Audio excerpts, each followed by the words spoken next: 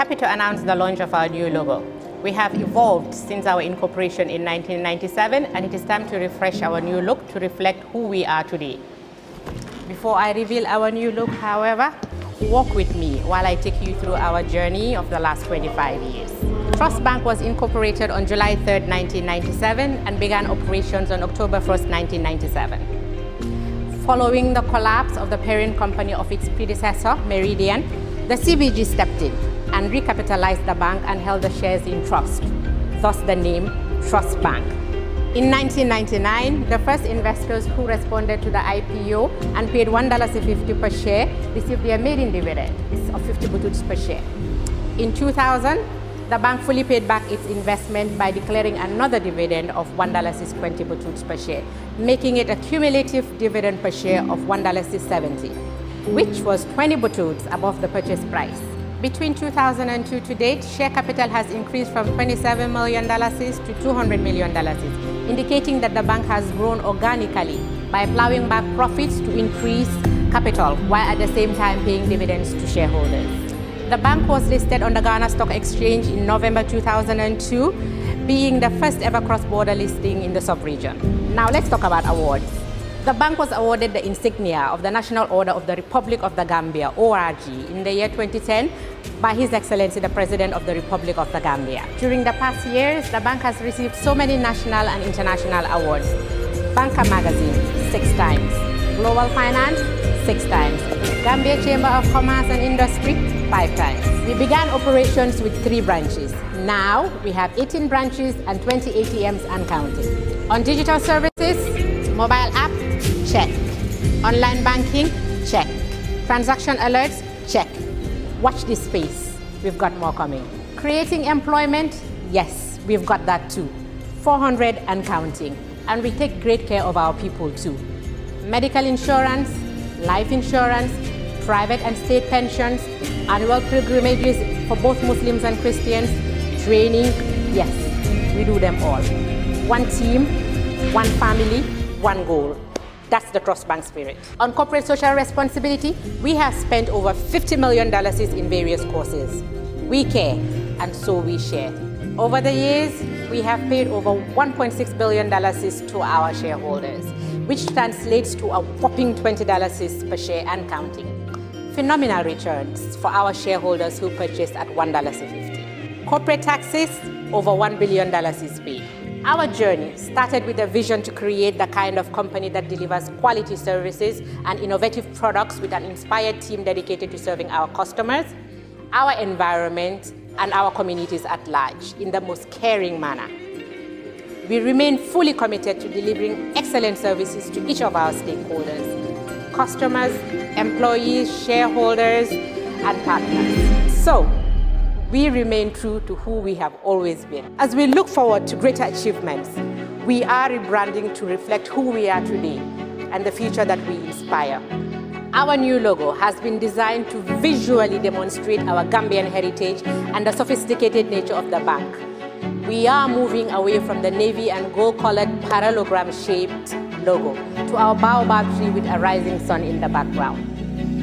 The striking outline of a baobab tree at sunrise is a familiar sight to anyone who has spent time in the Gambia. Our new logo and visual identity are inspired by our core values and spirit of being a pioneer in providing a unique banking experience. It is a completely new look that better matches the transformation we have made as a company. But we remain your Trust Bank.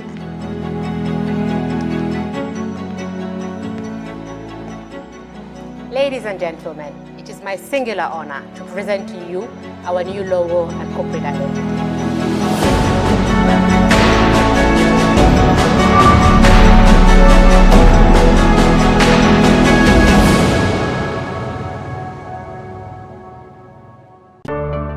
For the first time in the history of the Gambia, Gambia Printing Publishing Corporation proudly introduces the Biliomatic exercise book printing machine. The machine has the capacity to print more than 20,000 books per hour. Yes, 20,000 books per hour. It also prints magazines, newspapers, calendars, flyers, normal books and all kinds of printed documents plus items at affordable prices.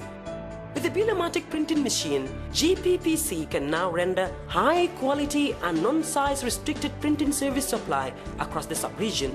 Rush now and partner with GPPC for all your public and private printing service needs. Print with us today and you'd be offered highly professional, reliable and efficient service delivery by our team of experts. The Gambia Printing and Publishing Corporation is here to meet all demands and is reliable at all times. For more info, contact us on 437-4493 or 437-4402. GPPC is Gambian and it's yours.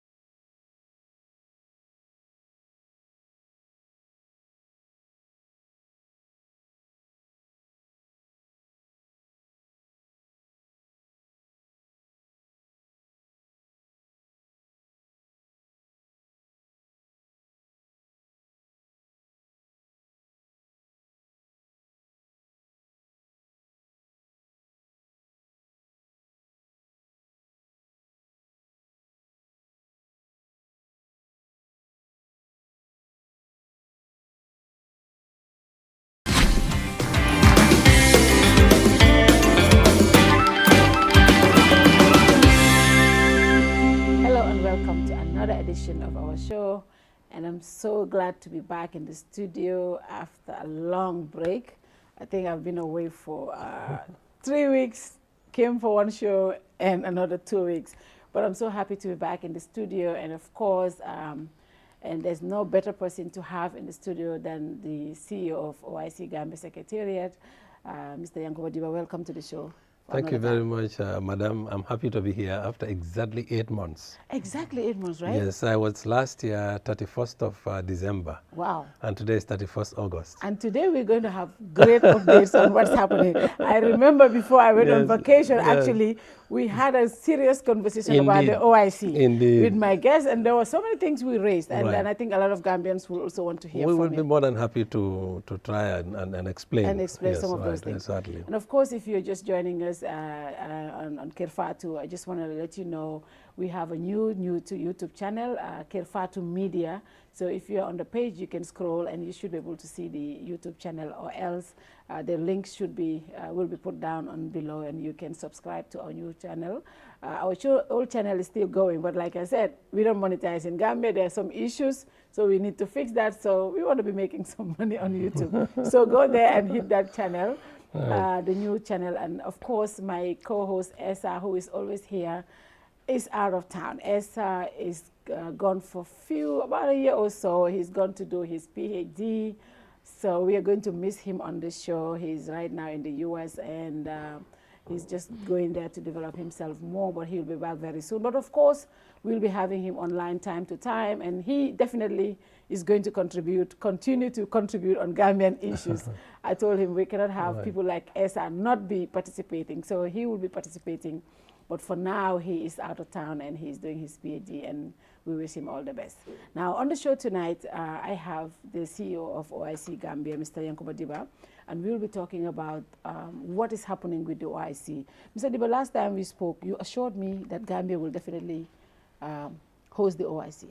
Indeed. Are we still on track? Today, I'm even more confident to reassure you that we will still host the OIC come December. December 2023? Yes. In the Gambia? Yes. So why are you so assured that we are going to definitely do the OIC in December? Well, we had a mission from the General Secretariat in Jeddah, and that is part of the processes that countries hosting undergo. Yeah. You normally go through what is called an assessment to kind of gauge your preparedness. Yeah. We had one in July, last July. They left, and at the end of the visit, we were able to conclude an MOU, which clearly stated the dates for all the meetings, and we expect them to come back in October, mid-October, for the second and last round of assessment. But at the end of the visit in July, both parties agreed that we are in good stead to host the summit this year. Mr. Dibba, let's look at the infrastructure that requires to be ready for the OIC to be able to be hosted in the country. The roads, number one. What is the status of the roads? I just drove through the Senegambia one. I must say though, I love it, because I was running late, and in quick 5 minutes I'm here. But apart from that, there are 20 roads that are part of the entire OIC project. Apart from the airport one and the Senegambia one, what is the status of all other roads? Even these ones, the flyovers, there are workmen all over the place, and work is still ongoing. You have 4 months to December. Indeed. Let me start by saying, I always like to say Gambia could have hosted the OIC much earlier. Okay. If we just went by whatever we had. However, we should see the OIC as a national project which goes beyond just the hosting aspect of the summit. Okay. The OIC should be seen as a national project which is designed to usher in a platform, on which Gambia could continue the development process into the 21st century. The infrastructure that we identified and that we have had funding for are conceived within a longer perspective. Okay. That is to give Gambia the needed infrastructure so that it could become a bigger player on the international scene. The summit is just the start of Gambia's responsibility within the OIC, because once the summit is held, we continue to chair the OIC for the following 3 years. Yes. Okay. So the president of the country, that host, takes the chair For 3 years. For 3 years. Okay. Right. Interesting. So meaning even if those other roads are not completed, we should be able to host the summit. Absolutely, absolutely. You know, if you look at our projects, they have been lined up strategically. Okay. Number one, we thought of improving the port of entry, and that is the VVIP, the reception area. Yes. I'm glad to report that the VVIP, which was built at a cost of $10.5 million, is complete. Okay. And is already in use. Okay, the road network linking Yundum to Sting Corner, which is 22-kilometer stretch, was originally conceived as a 4-lane, and the budget that was needed was $79 million. However, because it is an EPC project, which is a kind of approach to construction or to project implementation, which allows flexibility, you know, as you move along. Yeah. The budget had to be expanded by another 9 to 10 million. The reason being that we had to add another overpass. The original design was 4-lane, 2 overpass, but we expanded it to 6-lane with 3 overpass. You know, because if you look at Old Yundum, that was not part of the original plan. Yeah. The original plan was really traffic light and Brusubi turntable. So for operational reasons and for strategic reasons, even though all the funding is available, we decided to divide the project into 2, phase 1 and phase 2. That is not to say one has to come to a complete finish before the other starts. No, it's a continuous process, but attention is being given for phase 1, which is from Yundum to Senegambia. And the reason behind that is we have classified this particular area as the OIC impact zone, because most of the activities pertaining to the summit are concentrated within that area. So this aspect will be finished before the conference, because the road is virtually almost finished. Now it's the finishing touches, and of course there's going to be another layer on top of this. This is not the final layer of the road. Okay. Yes, another 5-centimeter layer of asphalt is coming. So that is going to all complete before December? Yes, yes. So what? Another aspect, sorry, is that the conference center, where actually the whole thing is happening, which is at the epicenter of all this, was ready 3 to 4 years now. And it's being test run and it's up and running. I'm glad to, I'm sure you have had the privilege. We have used the conference center. It's currently the pride of the country. It's a 5-star facility. So the 50-kilometer roads were designed to kind of ease the congestion that would come with the 6-lane. But like the all other projects, like every human endeavor, usually you do your planning, but there are factors that could either mitigate, the smooth continuation of or at least require sometimes to kind of to refocus, redirect, and catch up. So delays can come because that's part of the planning process. This has actually affected 2 of our projects mainly, the 50-kilometer and the 5-star hotel. The 50 kilometers, you can see, it started December 2021. Currently, the progress achieved is leaves a bit to be desired. But then there are so many challenges which include certain needed supplies are usually not available in the country, the rainy season, but not a question of finances.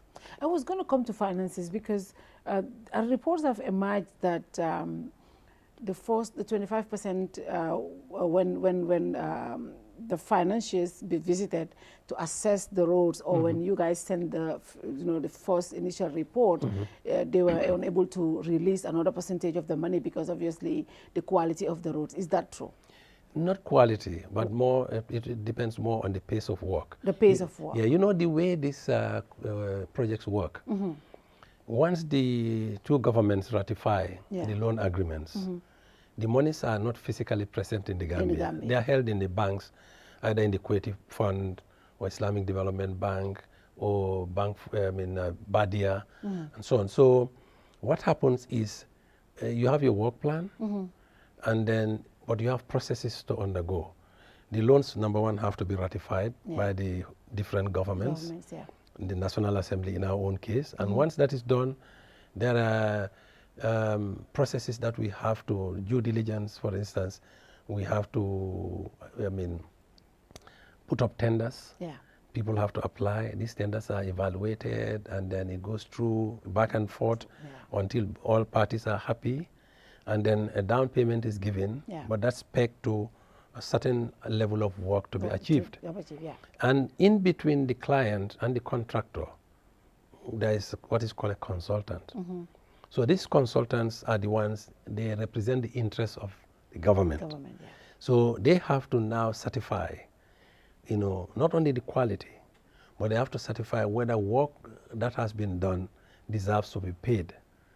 There are moments that they say, no, we do not agree with this, or your level of activity doesn't commensurate with the claim. So all this have to be done, and then finally it goes, if assuming they agree that this is work done, that's what is called a certificate of work completion. This goes through the Ministry of Works, Ministry of Finance, before it goes out to the host country, to the lending country. When it gets there, they pay according to what work has been achieved. So you hear sometimes, some erroneous statements being made. Oh, they've chopped the money. Oh, these people did not give the quality, so they rejected. No, it doesn't get to that point. Because before you receive money for anything, it has to be according to specification. You have to satisfy not only the completion rate, but you have to also certify the quality. There are laboratories, everything a contractor claims, there's always a means of verifying, and that is done through the consultants. So at this point, is that what is the situation is? Has all the money been released? Has the certification been, met? No, the money is prorated. At the rate that they are. Yes. That's what is called an EPC. IPC, interim payment certificate. An interim payment certificate will never be issued, if the contractor does not satisfy the conditions for another level of disbursement. So, and that has to be signed by a consultant before the funding agencies will release the money. Yes, so there is nowhere that a contractor can be given money without. No, it's not possible. Great. That's a good clarification. Now, also, another concern that has been raised, we even had one of the, we had the NRA people here and the police, and we talked about the security aspects of those roads, where a lot of people claim, I remember even Jesus, the police commissioner, said, how these highways have been designed, there's no exit, where, and it's not safe. Is there anything that during your assessment and all these things you have reviewed, and is there any progress as to whether that will come as soon as, or it's just going to be the same designs that they are right now? Well, again, these are serious projects. These are big projects. And they go through rigorous processes in terms of the planning. There are professionals who know their job, and then they go through a lot of certification before they would be given a contract. The design also conforms not only at the national level, but global level. I think Gambians are very anxious, but it's work in progress. I recall, with amusement, when the roads when they were doing the sub-base and so on, people, oh, these roads are small, they've chopped the money, these are only 2 lanes, they are only 4 lanes. But now there is nobody querying, nobody is doubting that this is 6 lane. So all the other components will come to please, Gambians. They'll surprise them. I mean, it's coming up, and they'll be happy with the end product that they have. This is quality job, and I tell you, from what the engineers are saying, this is modern way of building roads. You know, it has several layers of bases laid to ensure these roads last. I think minimum is like 30 to 40 years. Yeah. And this particular road is built in such a way, we are told, that even if there are portions of it that have problems, it's just a question of, it's like a carpet. Oh. You remove a layer and then just lay another. So, because the base is so strong, you can see for yourself that they actually dug. Yeah. And you know, they don't just take any kind of soil or any kind of cement. All these things have to be scientifically tested and proven. So in terms of traffic management, this is a whole component of the road construction project. And people are just anxious, but I'm sure all their queries and their doubts will be answered, you know, as we move along. I must say, a lot of us are excited for what we see so far on the road construction. Right. You know, traffic is getting eased right now. Absolutely. And, you know, you can run from Senegambia to Turntable at 5-7 minutes. So, yes. And you know, another issue that one needs to consider is these projects would have gone a bit faster if it were located in areas where there were no people living. But imagine, some people query, they say, oh, they've started this and they said they will complete this. The whole process before the machines actually break ground, it's perhaps more critical than the actual works. Because there's a lot of planning that goes into it.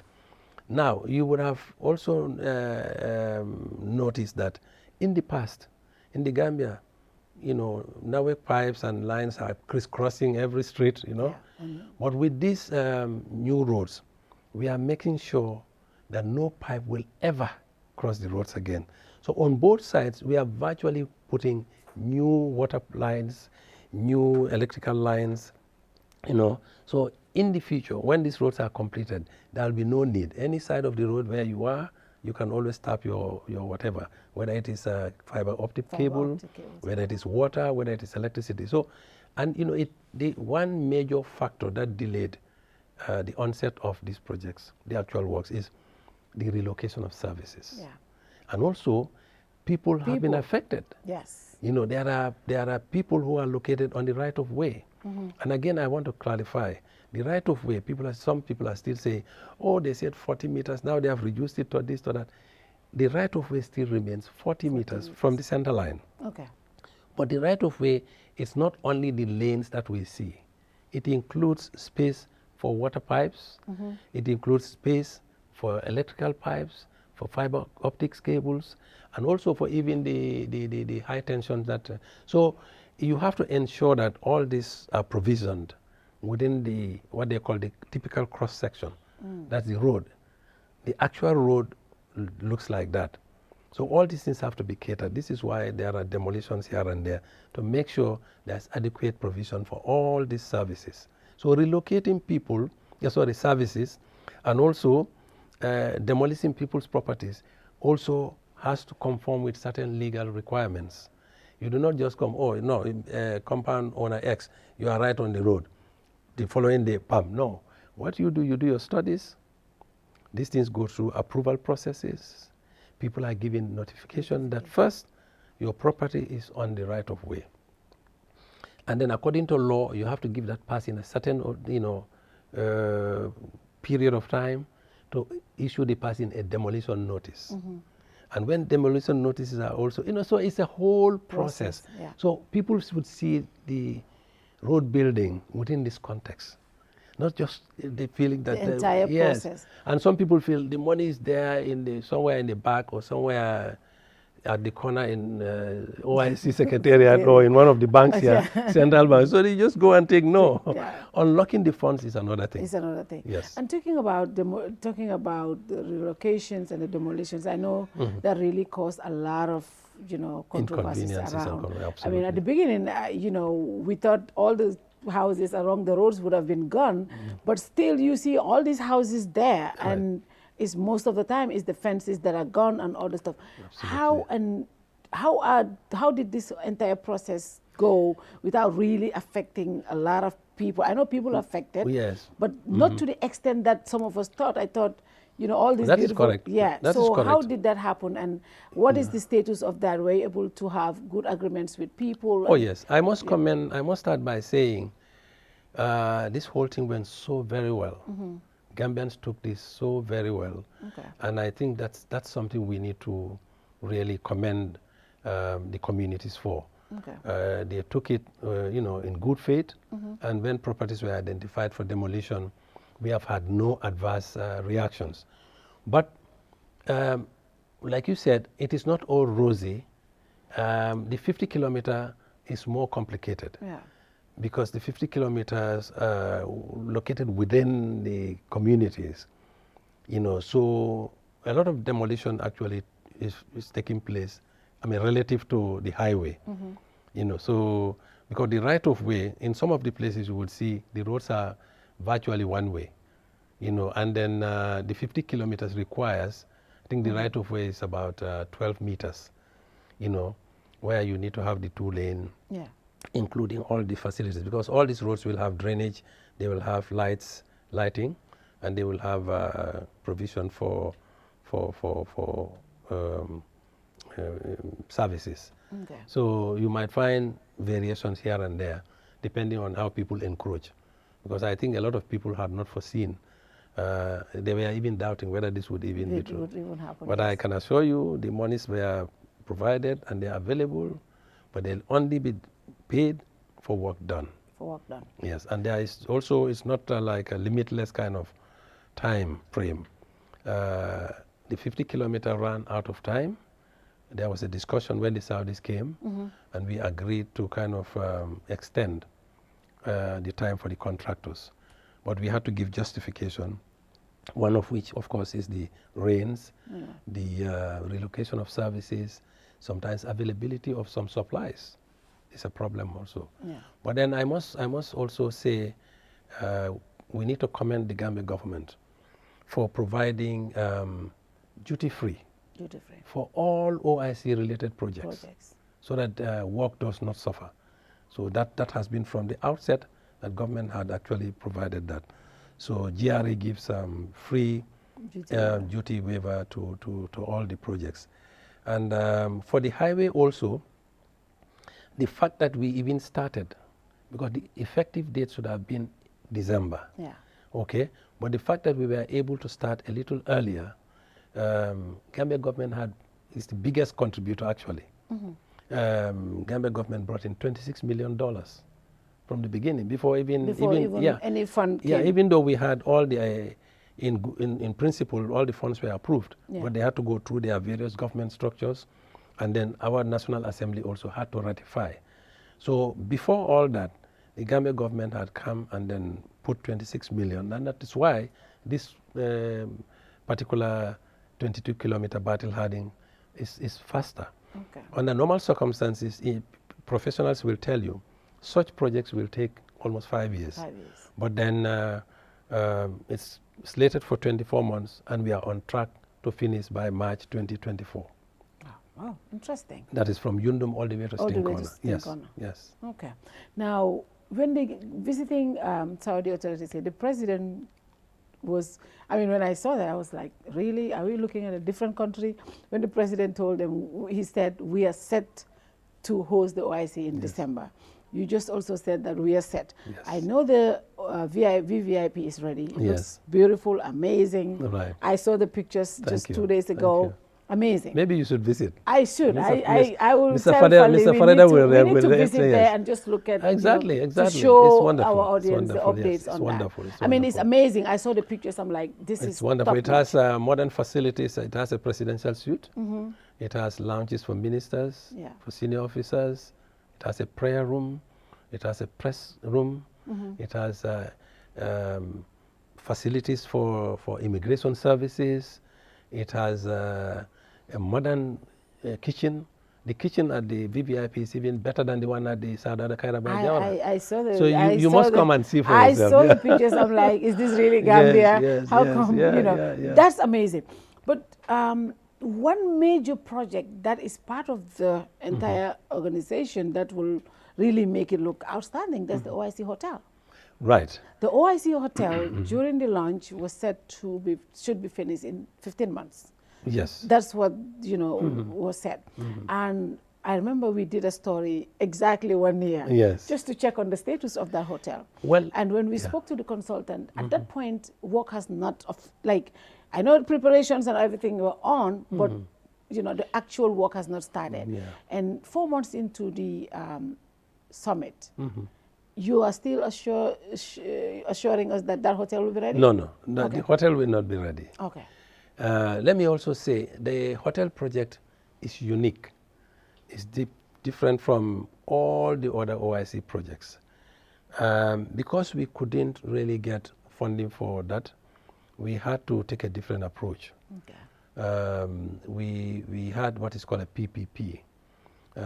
It's an arrangement where the government comes in partnership with a private, concessionaire. Yeah.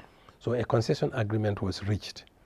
And that concession agreement can only become operational if certain conditions precedent on both sides.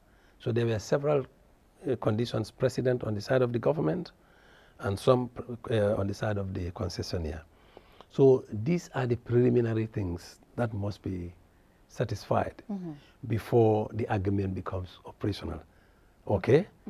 It does not mean the project cannot start, and that's why we had the launching. But certain conditions precedent were the ones mitigating against the normal pace of implementation. No, it's on both sides. Both sides. On both sides. And management contract. Okay, one of the conditions precedent is that the concessionaire must produce a management agreement, from a brand. A global brand. Yeah. In this case, it's Radisson. Radisson, yeah.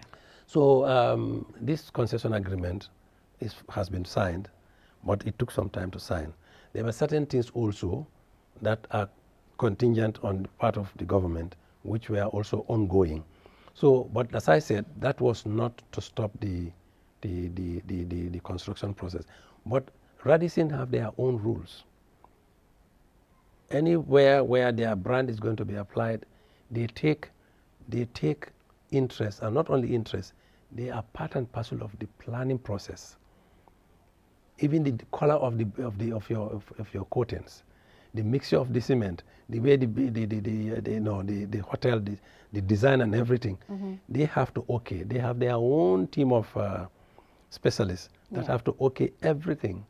And it has to be in line with ISO standard, international standard. So that also delayed part of that also acted as one of the issues that delayed us. But again, also, with the mobilization also. I want to come in there. It's good that you bring the Radisson part, because there have been a lot of issues. There was a time there were documents showing that the owner of that, the guy who was building Mr. Cham didn't have any agreement with Radisson. There were a lot of rumors, and of course this is the OIC, and Gambians.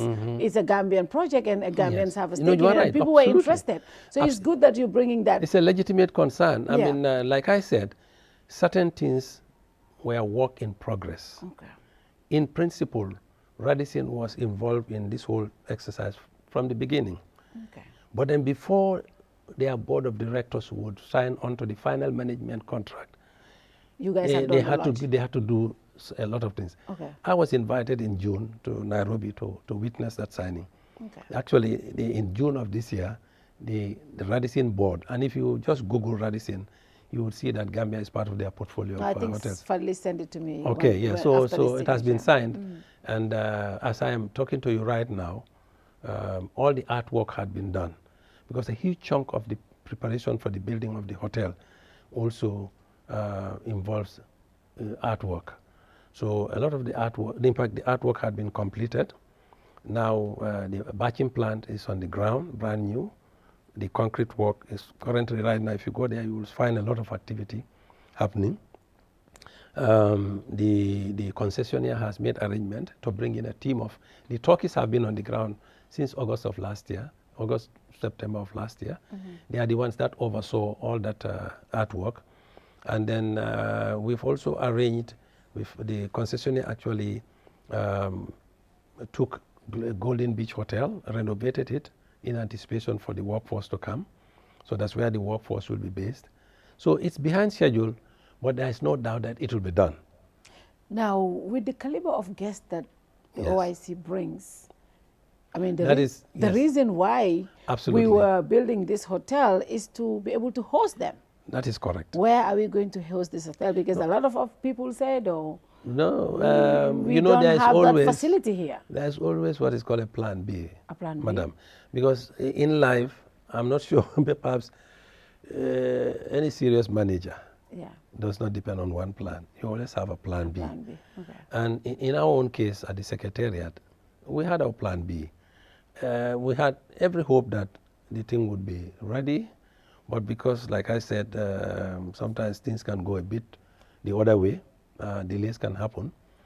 Let's not also forget that Gambia is a tourist destination. Yeah. We have a very reputable record of tourism dating back in the 50s. So comparatively, I know in countries where such meetings have been held, they don't have the kind of hotel facilities we have in this country. And again, we are not challenged so much by where we are going to put most of our delegates. The only challenge is in the area of where the heads of state will stay. The heads of states. Because our wish and our plan was really to put them, each of them, in a palatial, in a presidential suite. Yes. Yeah. But we are currently looking at what is available on the ground. There's only 1 or 2 presidential suites in Gambia. No, you'll be surprised. In You'll Gambia? be surprised. There are very good residents. There are very good facilities here where we can actually... Oh, residents. Residences and other apartments. Okay. You know, the built industry is booming in this country. And we are in contact with the Gambia Hotels Association, with some of the property developers, and that should not be an issue. Where we put these guests should not be an issue. Will we be able to pull this? Of course. We're talking about the Arab wall. Yes, they understand. You have been there so I many know, times. I know. And you see the caliber of... I'll give you an example. Yeah. The OIC Ministerial Council meeting, which is big, all the foreign ministers. Recently, we were in a certain country within the West Africa sub-region. Okay. I wouldn't mention the country's name. But you'll be surprised that most of us, the delegates, we stayed in apartments, in private apartments. And our accommodations were even better than where they put the ministers. Because that particular country can boast of just one hotel. And I wouldn't even class it. That's like a 3-star hotel you would have in the Gambia. But you see, they understand.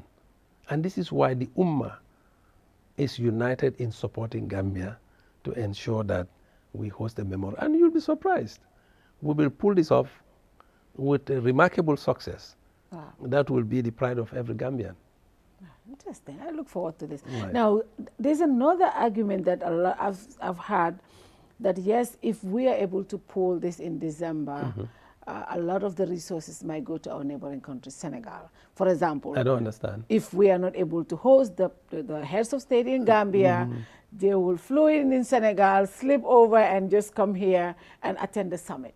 Is that a possibility? Well, that would be in the spirit of good neighborliness. But is that, it would be in the spirit of the Africa that we all yearn for. But is that a possibility? Well, there's nothing impossible in life, but I don't see that happening. Okay, because if that happens, the reason why OIC summits, countries are excited to host summits like this is the resources, the income it brings, like having the heads of state stay in here. And that objective is to a large extent met and is being met. You know why? Why?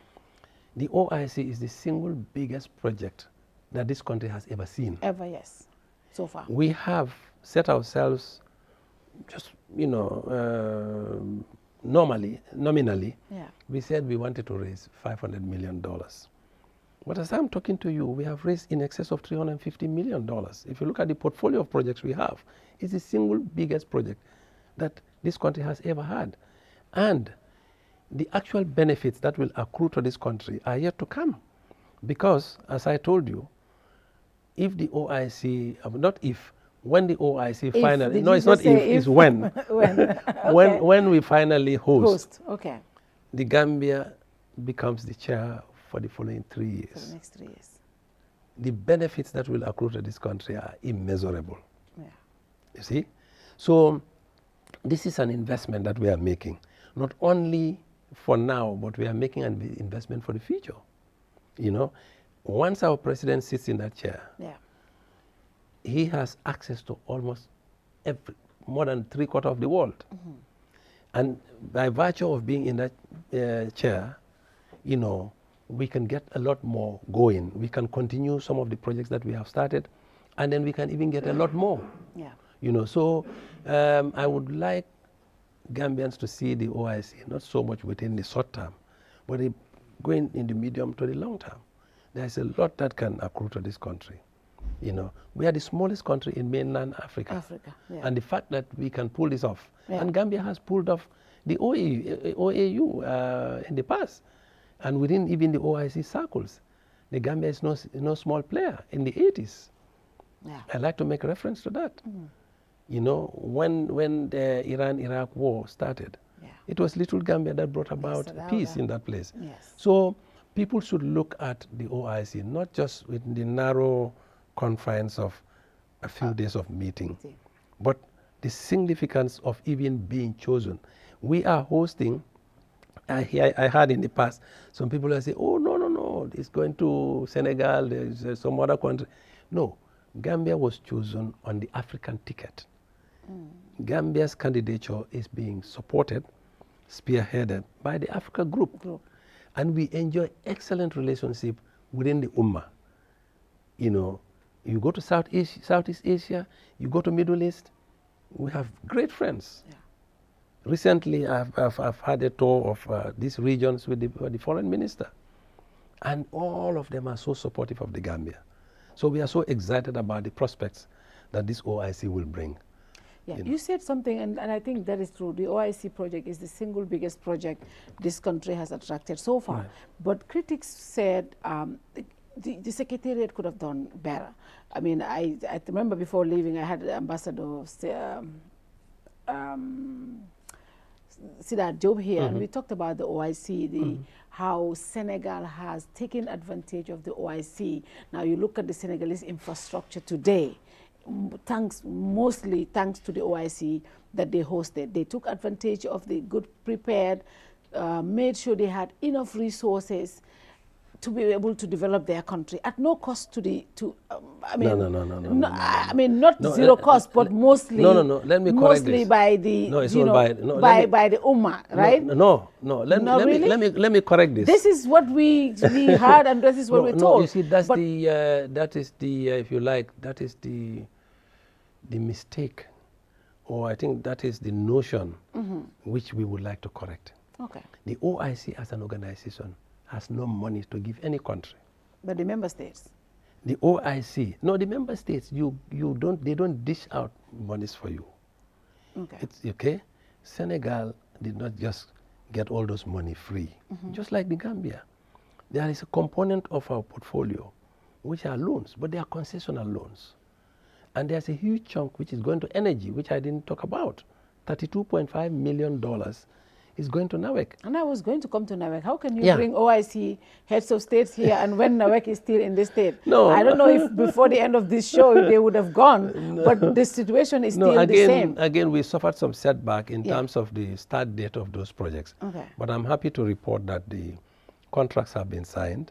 Okay. And right now the contractors for both water and electricity are mobilizing. But let us not also forget that NAWEC has other projects that are ongoing. Ours is coming to complement to, we call it enhancement. The projects are deliberately titled enhancement. Okay. So they are coming to enhance NAWEC's capacity to pump more water, you know, to also produce and distribute more electricity. Okay. But let me tell you, going back to the resources, I think we should be commended. Okay. The Secretariat should be commended. Look, you know, everything we look at, I believe we need to look at it from a perspective. We have to have a context. Where was Senegal at the time that they were hosting the OIC? Okay. Politically, Gambia was in the middle of a transition when we were nominated to host this. Yeah. There is no secret of the fact that nothing was in the coffers. Nothing was in the coffers. We had to begin from scratch.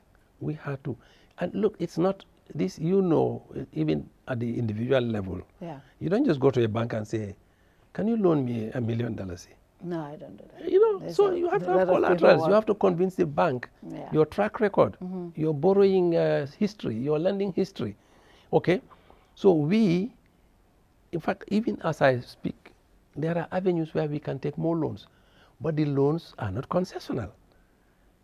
So the Secretariat and partners, government, led by government, had to go for those loans that are concessional. There's a friendly country right now.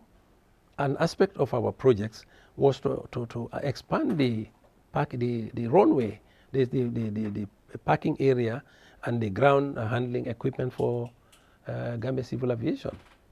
15 million is there. We can grab it even tomorrow.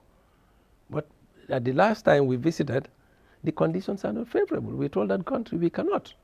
So Senegal had continuity in their political trajectory. Senegal had a good history of rights, good history of lending and implementing projects. We had, a break in our democracy for 20 years, 22 years.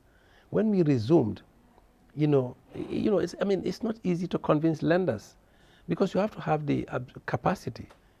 You have to be able to convince lenders, I'm able to pay back this loan. You just don't go for loans because they are available. So based on certain criteria, we were still able to raise all that money. And like I said, this is a beginning. This is the beginning. Development is a process. And as long as there is life, there will always be needs, emerging issues that will require, development efforts. So I think we have given Gambia a very good start. And so far, we are doing we are not doing badly. And we hope that within the time frame of our chairmanship, all our projects would have been fully implemented and new ones would have started.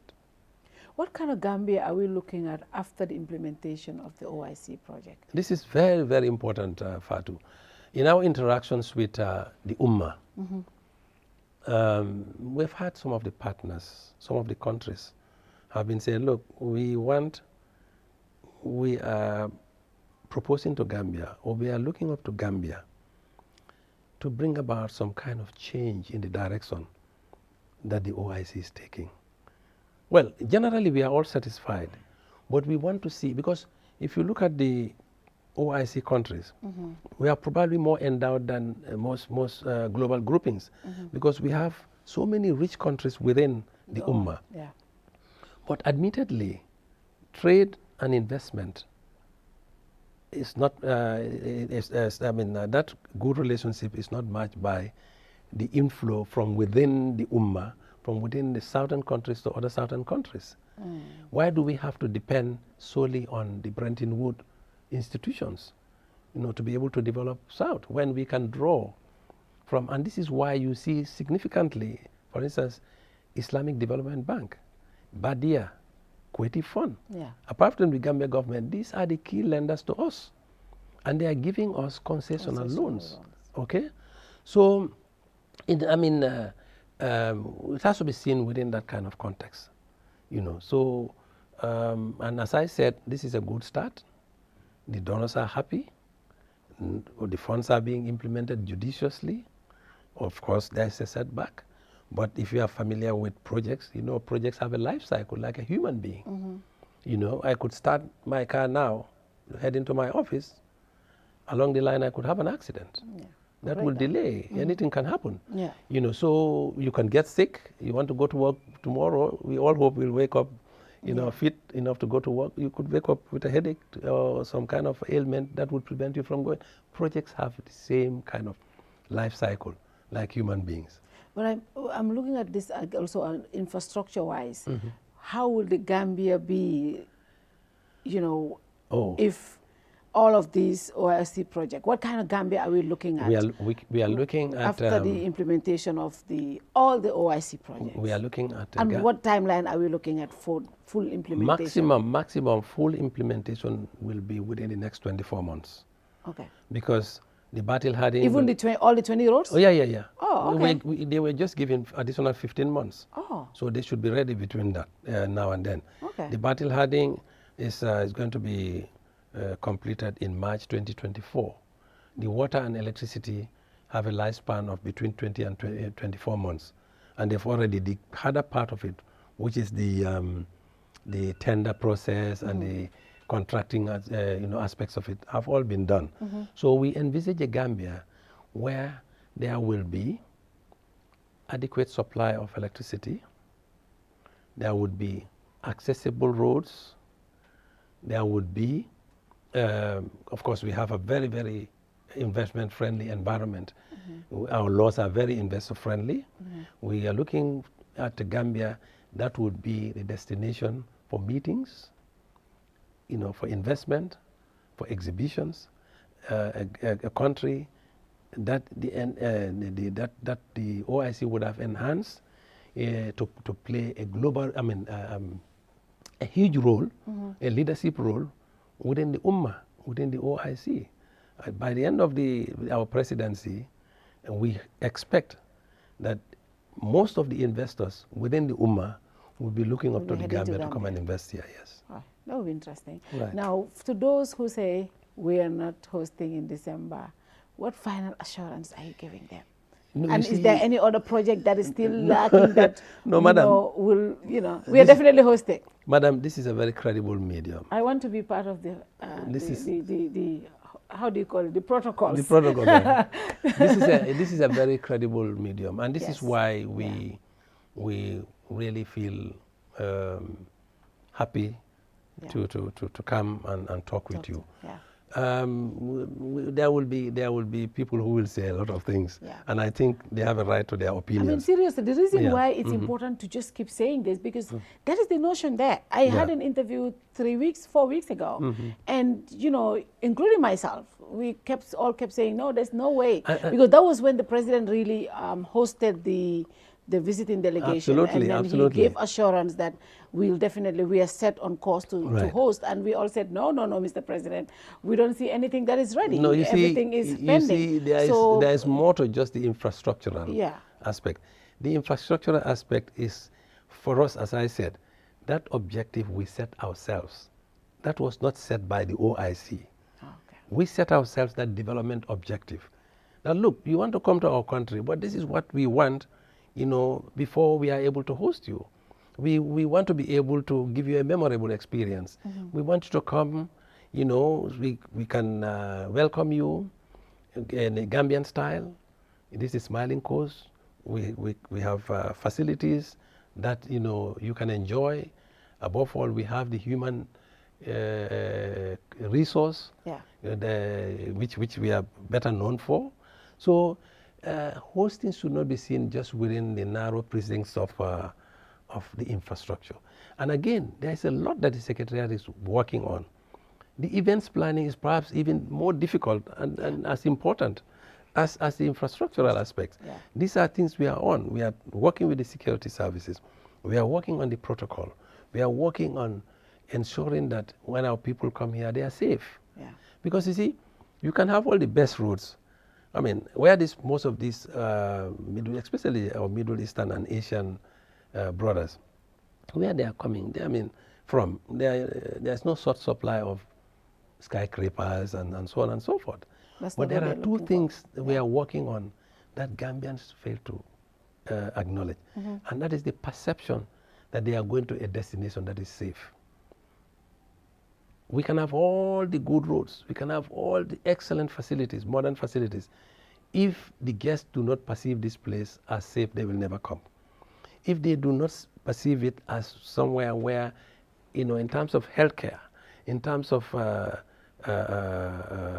coming and then staying and enjoying without any, they will not come. Yeah. And I think these are all the state of preparedness that we are working on. We are not just only looking at the roads and so on. No, we are looking at other aspects, which we call the softer aspect, which are as equally important as, and also the human capital. Human capital. You have to work on your human resources, to ensure that, when visitors come, they go through the whole value chain of what we have known for the past, throughout our history. We are a very hospitable people. Yeah. And that is what we want to be the hallmark of this summit, that we are about to host. We did the AU summit. I hope we are able to pull this. This one will be a stage higher. Yes, a stage higher than the AU. I can assure you that. Thank you very much, Mr. Dibba. It's always a pleasure having you on the show. Thank you. Your final message to the Gambians.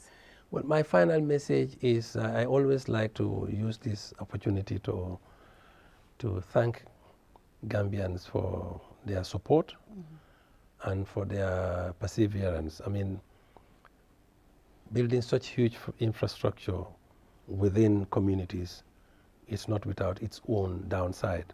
Yeah. Inconvenience here and there. There were times when people's electricity lines were cut, fiber optics, But as I said from the beginning, it's amazing. Gambians have taken this as their own project. You've never had any instances where their people will be outraged by one or two, problems. They've always taken this as their own project. Yeah. I wish to commend them for that. I wish to thank them for that. But further, I would like to continue. I would like to appeal for them to continue to give us all the support and prayers, and let them not see this, as a sectarian or whatever, or partisan issue. Yeah. It's a national project. It is. We want every Gambian to put their hands together and give support to this project to make sure we succeed. Giving support to the OIC is giving support to the Gambia. Absolutely. Because as I drove on that road, I didn't think about the secretariat. I was rushing because I know I needed a road like that. In fact, in a few short years, we'll be forgotten. I know, right? The secretariat will be forgotten, but people will be there to enjoy the roads. But you will be remembered for the roads well, and I all hope the so. stuff, the job you have done. I hope so. Honestly, yes. I remember the first day they opened the Senegal Road, yes. I was driving and I took videos and I posted on Facebook. I'm like, this is the best thing that has ever happened. It's cutting down on traffic. Yes. I mean, that's the most important. The travel time. Yeah. And above all, economic activity will thrive. Yeah. Because now you can move goods and services much faster, without a lot of problems. Yeah. And then you can spare a lot of your gas, yeah. and also the wear and tear of your vehicle. So these are some of the economic benefits that these projects are bringing.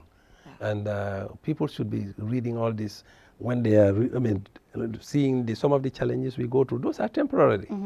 And at the end of the day, the end will justify the means. The end will justify the means. Right. I hope in the next 24 months, all the 20 roads are finished, all the infrastructure I probably will come here before that to tell you all of them are done. Definitely, before the OIC, right. We should have you guys just to have another update as to what is going on and as to how prepared, because obviously this is a big conference and we should give the Gambians enough update as it's going on. We will. Because just like you said, it is the experience we are selling. Absolutely. What Gambia has to offer. Indeed, and as a country, we are known for our peaceful nature and the hospitality that we always offer our guests. So it's going to be an entire experience. Indeed. And I think we should carry along the Gambian population for them. Like the saying goes, nobody should be left behind. Nobody should be left behind. Everyone should be on board to the last mile. And December it is. Absolutely. December 2025. Yes. Thank you very much, CEO, and I thank welcome. you and the communication team for putting this together, this interview. Thank you so much. Until we come your way next week, inshallah, for another show. Good night to you all. See you again. Bye-bye.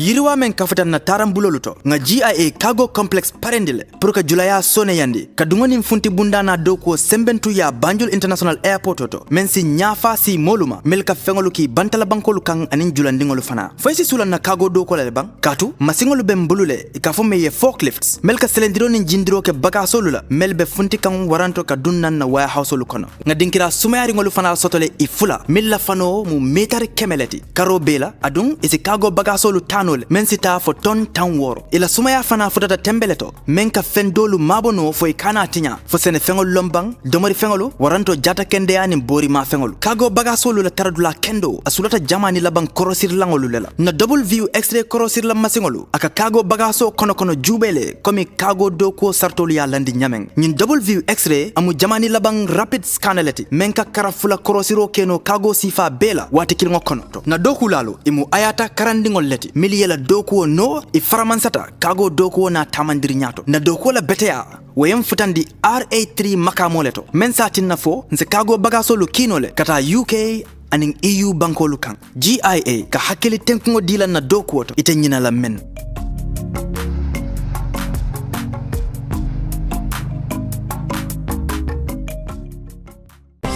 Every day is a new opportunity to make sure our first impressions are always our best and to see possibilities on the horizon, to make our facilities and services more accessible and find freedom all around us. With a location proximity to active markets, with a liberal air transportation policy, that daily pursuit is how we turn everyday opportunities for you. For all destination marketing support, customized packages for new existing airlines and operators, and for a highly ranked tourist destination, the Gambia Civil Aviation Authority is here to serve. We regulate air transport, operate and manage BIA technical requirements, merged with commercial considerations. We have experienced and well-trained aviation professionals to cater for your needs.